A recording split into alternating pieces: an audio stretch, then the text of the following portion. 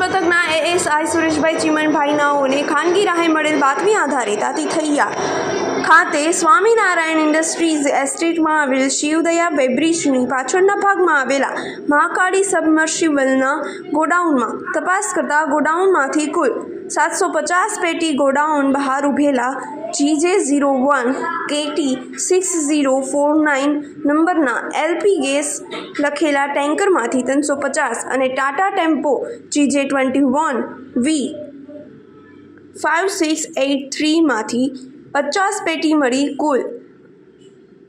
1112 દારૂની પેટીઓ મળી આવી હતી।